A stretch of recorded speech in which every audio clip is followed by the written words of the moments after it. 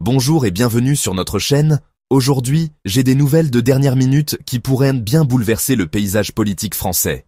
Marine Le Pen, la célèbre dirigeante du parti d'extrême droite français, le Rassemblement national, vient d'être condamnée pour détournement de fonds. Oui, vous avez bien entendu. Alors, voici les détails. Le 31 mars 2025, un tribunal français a reconnu Le Pen coupable d'abus de fonds parlementaires de l'Union européenne. Le verdict ? Elle est condamnée à 4 ans d'emprisonnement, dont 2 à domicile et 2 avec sursis. Et pour couronner le tout, elle est interdite d'exercer une fonction publique pendant 5 ans. Cela signifie qu'elle est hors course pour l'élection présidentielle de 2027. C'est un coup dur. Mais de quoi s'agit-il exactement ? Eh bien, Le Pen et 24 autres responsables du Rassemblement national ont été accusés d'avoir utilisé des fonds européens destinés à des assistants pour payer le personnel du parti entre 2004 et 2016. Le tribunal a décidé qu'il s'agissait d'une violation flagrante des règlements de l'UE. Si vous pensez « Waouh, ça a l'air sérieux », vous avez tout à fait raison. Ce verdict est ce qu'on pourrait appeler un tremblement de terre politique.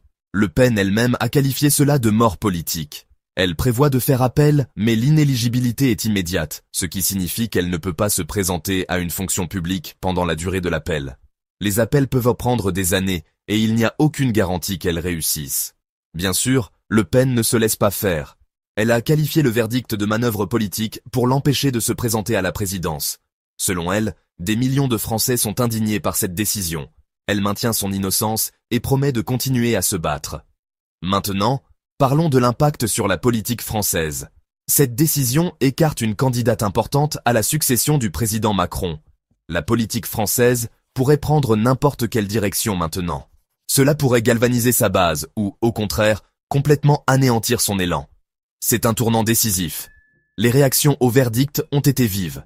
Ses partisans sont en colère et qualifient la décision d'injuste. Jordan Bardella, un candidat potentiel pour la remplacer, s'est exprimé sur les ondes pour dénoncer la décision. Même le Premier ministre hongrois Viktor Orban a tweeté « Je suis Marine ». Voilà jusqu'où cela va. Il est intéressant de noter que même certains de ses opposants s'inquiètent des conséquences de cette décision pour la démocratie française. Alors, qu'est-ce que cela signifie pour l'électeur français moyen ? Eh bien, c'est encore incertain. Le paysage est en train de changer, et seul le temps nous dira comment cela va se dérouler. Bon, voilà un résumé rapide de la condamnation de Marine Le Pen pour détournement de fonds et de son impact potentiel. N'oubliez pas de cliquer sur le bouton j'aime si vous avez trouvé cette vidéo informative et abonnez-vous pour plus d'informations sur cet événement et d'autres événements politiques majeurs à travers le monde. Merci de nous avoir suivis et à la prochaine.